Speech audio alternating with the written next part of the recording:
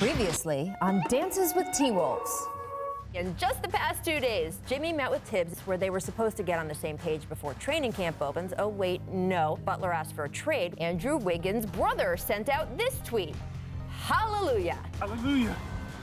Keep that same energy. We've got another Woj bomb. All-star Jimmy Butler participated in Minnesota's practice, a session that included him verbally challenging teammates, coaches, and front office. I heard that he took the third stringers and he beat the starters. Oh! Should people think because you are back in practice that this is fixed or it's on its way to being fixed? I think people think that. I would think that too. What do you think? It's not. Expect Jimmy to be in the lineup when you open the season. Again, that's fluid. But what's it mean? That's day to day. Jimmy Butler shipped out of Minnesota. He's heading to Philly.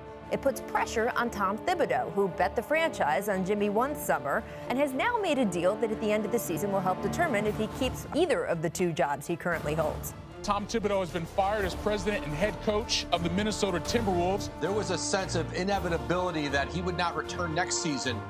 Ryan Saunders 1-0 in his NBA coaching career.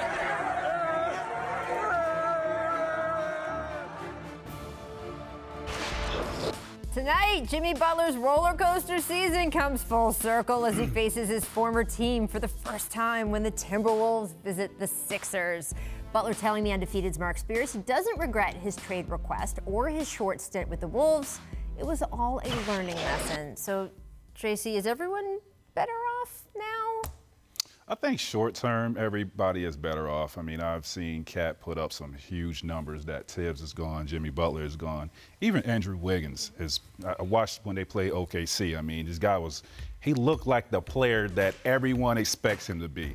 He was coming down, shot after shot, hitting timely shots, playing great defense, and he even hit the game-winning shot that night and had 38 points. That's short term. Long term, I don't think so. I mean, I just think if these two guys, Butler and Tibbs, Butler, Tibbs, and Andrew Wiggins and Cat, if the way these two guys are playing right now without those two guys, without Tibbs and Jimmy Butler, the way they're playing now, they should have been playing together. Because those three, with the coach of Tom Thibodeau, playing the way they're playing, they are a powerhouse in the Western Conference because these guys are too talented not to be being able to figure it out.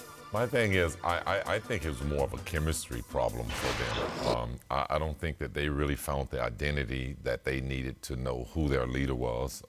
I think Jimmy Butler came in and he wanted it, and Towns wasn't willing to give it up, and it was just a knockdown thing between those two guys. And I think Tibbs may have played a little bit into that role in terms of taking sides, being with Jimmy Butler in Chicago and now feeling like, you know, Jimmy's going to be our guy. But I think it's been a win-win situation for both. It's been great for Jimmy, but also more so for the guys on the Timberwolves, and maybe even because of losing the coach more so than losing Jimmy Butler.